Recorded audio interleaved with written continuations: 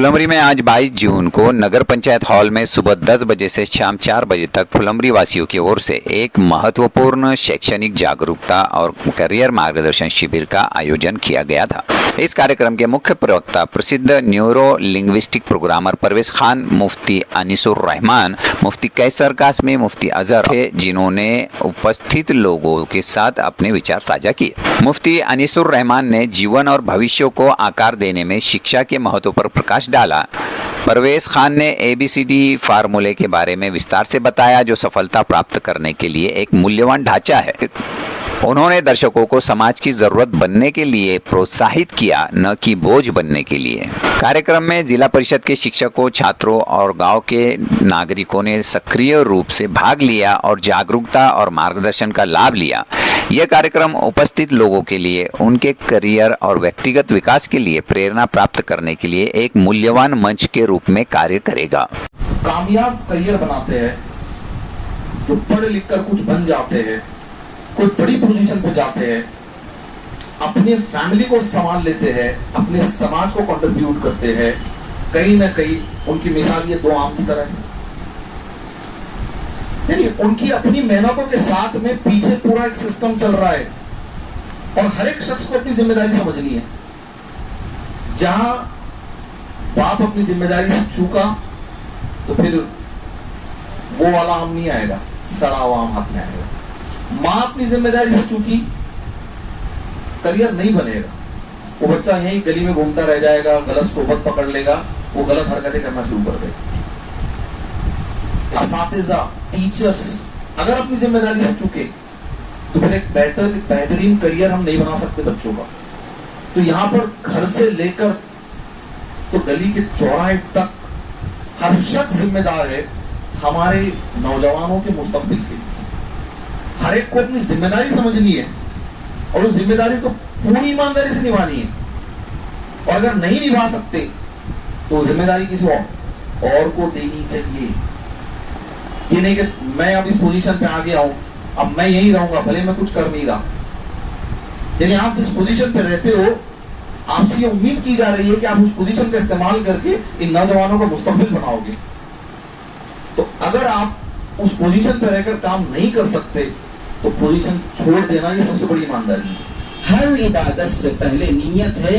यह नीयत अपनी एब्सेंटी को खत्म करके प्रेजेंटी करने की है। हम सब अपने बच्चों की तरक्की में प्रेजेंट नहीं है, एब्सेंट है। न बच्चा प्रेजेंट है, न अब्बा प्रेजेंट है, न अम्मा प्रेजेंट है, सब एब्सेंट है और काम बराबर जारी है। जो भी काम, जो भी इबादत बेनियती के साथ चलती है वो नाकाम होती है। ज़कात कोई बगैर नियत के 1 करोड़ रुपए भी अदा कर दे तो अदा नहीं होती, और 2 रुपए भी नियत के साथ अदा करे तो अदा होती है। इसका मतलब सुबह शाम हमको सिखाया गया, हम सुबह शाम अपनी आंखों के सामने चलने वाले सबकों को याद न कर सके, जिसकी वजह से नीयत खराब हुई। नीयत खराब हुई तो कई ते हमसे जुदा हो गए। तिजारत में हमको बेहतर होना चाहिए था, हम पीछे हो गए। तालीम में हमको नुमाया होना चाहिए था, हम पीछे हो गए। ताल्लुक मा अल्लाह में हमको आगे होना चाहिए था, हम पीछे हो गए। चूंकि दूसरा तरजीहात का है।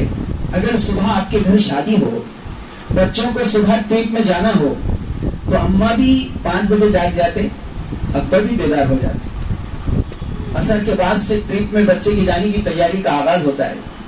चूंकि अम्मा अब्बा अपने बच्चे को घुमाने में बड़ी दिलचस्पी रखते हैं, अच्छी चीज है। बच्चा भी घूमने फिरने और तफरीक में बड़ी दिलचस्पी रखता है, अच्छी चीज है।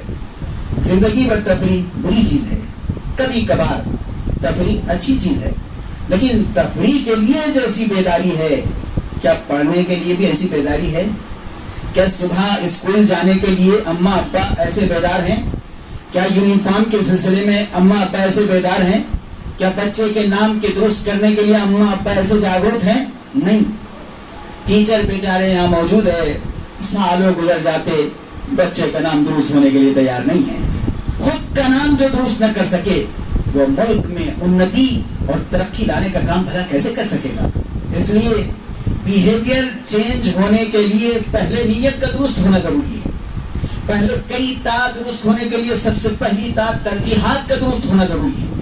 ترجیحات درست ہوں گی سارے کام خود بخود آسان ہوں گے. لیکن اللہ رب العزت نے توحید کے بارے میں قرآن مجید میں سب سے پہلی آیت نہیں اتاری.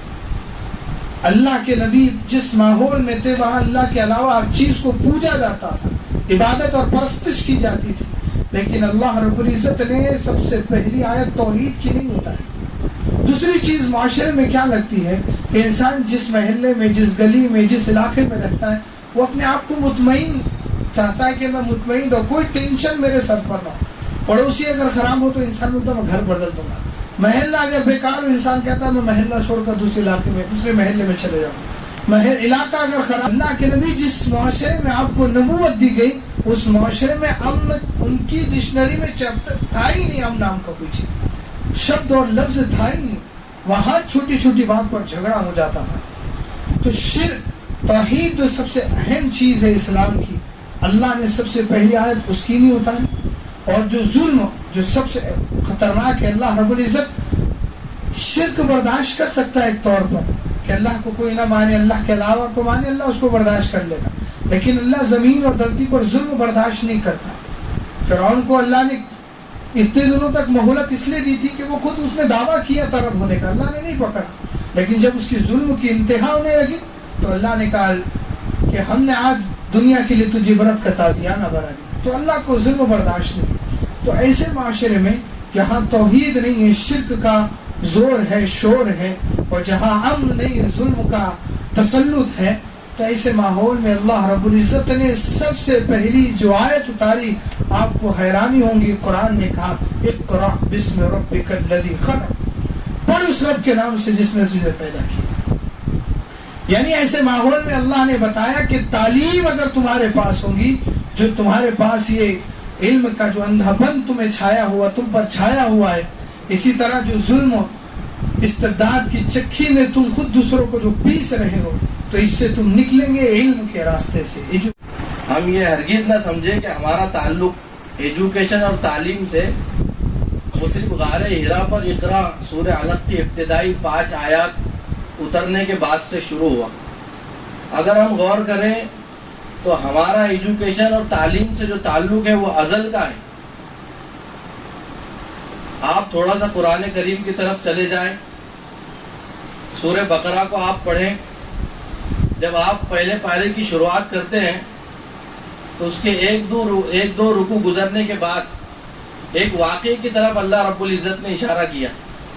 اللہ نے گویا ایک اپنا پلان اور ایک اپنا مشن وہ فرشتوں کے سامنے پیش کیا اور کہا کہ تمہارا رب اپنا ایک جانشین وہ زمین میں بھیجنا چاہتا ہے, اس سلسلے میں تمہاری کیا رائے ہے. فرشتوں نے چونکہ ہم سے پہلے جو قوم یہاں آباد تھی جنات, تو ان کے آپسی انتشار, اختلافات اور جنگ و قتال کو دیکھ کر کہا کہ اللہ آپ ایسی قوم کو کیوں پیدا کرنا چاہتے ہیں جو زمین میں جانے کے بعد خون و خرابہ اور فساد برپا کریں گے. تو اللہ نے کہا انی اعلم ما لا تعلمون, کیا ہے میری مقدس جماعت, جو میں جانتا ہوں وہ تم نہیں جانتے. اور اس کے بعد اللہ نے اس طرف اشارہ کیا کہ جو اس کائنات کے پہلے انسان جن کو اللہ نے نبوت سے نوازا, جن کے سر پر اللہ نے نبوت کا تاج سجایا, پہلی چیز جو ان کو تلقین کی گئی وہ ایجوکیشن اور تعلیم ہے. حضرت مفتی صاحب, مفتیان اکرام, علماء, حفاظ یہاں بیٹھے ہوئے ہیں, خود اللہ کہہ رہا ہے سورہ بقرہ میں وَعَلَّمَ آدَمَ الْأَسْمَاءَ كُلَّهَا ثُمَّ عَرَضَهُمْ عَلَى الْمَلَائِكَةِ فَقَالَ أَنبِئُونِي بِأَسْمَاءِ هَؤُلَاءِ إِن كُنتُمْ صَادِقِينَ. اللہ فرما رہے ہیں کہ اللہ رب العزت نے حضرت آدم علیہ نبینا علیہ الصلوۃ والسلام کو کچھ اسماء کی تعلیم دی. دیکھیے معلم اول وہ خالق کائنات ہے, اور اس کائنات کے سب سے پہلے شاگرد اور اسٹوڈنٹ اگر کوئی ہے تو وہ حضرت آدم علیہ الصلوۃ والسلام ہے. آپ دیکھ رہے ہیں کہ ہمارا علم سے اور ایجوکیشن سے کتنا گہرا, پرانا اور ازلی رشتہ ہے.